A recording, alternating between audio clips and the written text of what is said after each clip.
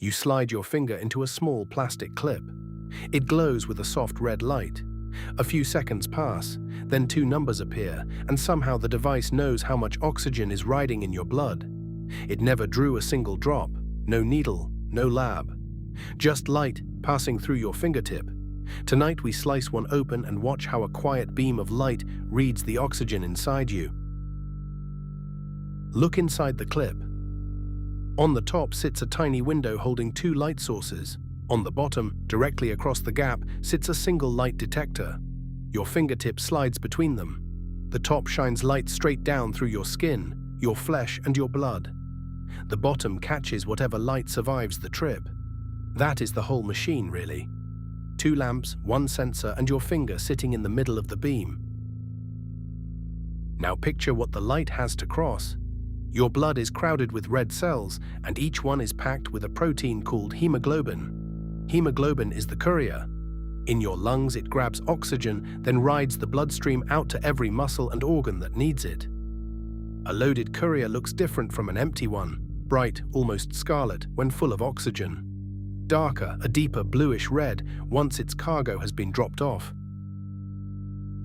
Here is the clever part. That color difference is the whole secret.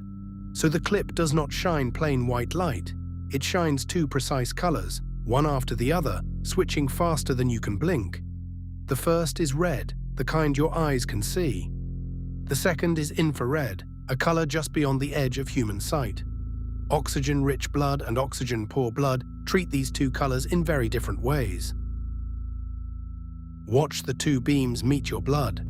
Oxygen-rich hemoglobin lets red light pass through easily, but soaks up infrared.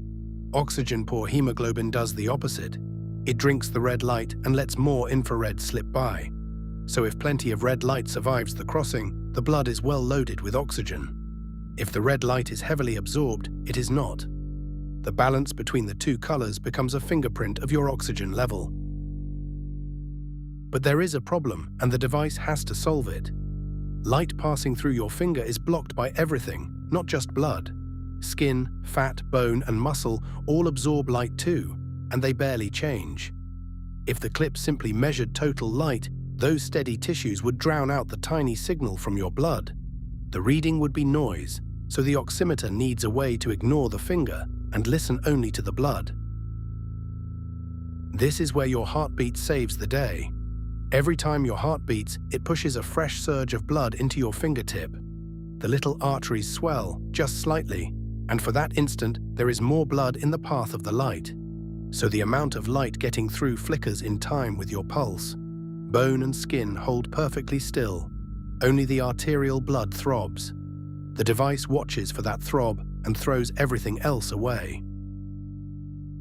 So the sensor splits what it sees into two parts. There is the steady background, the light blocked by unchanging tissue, the same beat after beat.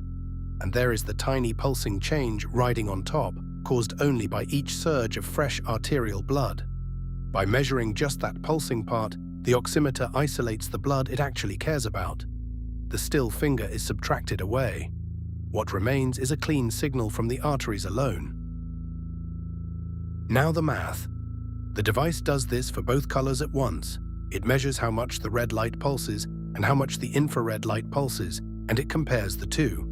That comparison, the ratio of red to infrared, maps directly onto a single number, the percentage of your hemoglobin carrying oxygen. Engineers drew that map in advance by testing many people against careful blood samples. So the clip is not guessing, it is reading a curve built from real blood. A couple of seconds later, two numbers glow on the screen. The big one is your oxygen saturation, written as SpO2. In a healthy person at rest, it usually sits between 95 and 100%. The second number is your pulse, counted straight from those flickers of light, beat by beat. One quiet clip, with no needle at all, has just measured both your breathing and your heartbeat through the tip of a single finger. Of course, light through a finger is never perfect. Cold hands carry less blood, so the pulse signal grows faint and hard to read. Dark nail polish or thick calluses can block the beam.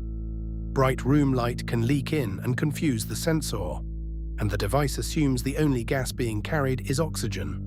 Carbon monoxide can fool it, sitting on the hemoglobin and reading as oxygen when it is not. A useful tool with honest limits. So follow the whole chain once more. Your blood carries oxygen on hemoglobin, which changes color when it is loaded. The clip shines two colors through your finger, red and infrared. Oxygen-rich and oxygen-poor blood absorb those colors differently. The sensor watches the light pulse with each heartbeat, ignoring the still tissue. It compares the red and infrared pulses, turns that ratio into a percentage, and shows your oxygen level and your heart rate. Light in, knowledge out. A clip, two colors, and your own pulse. That is all it takes to read the oxygen in your blood.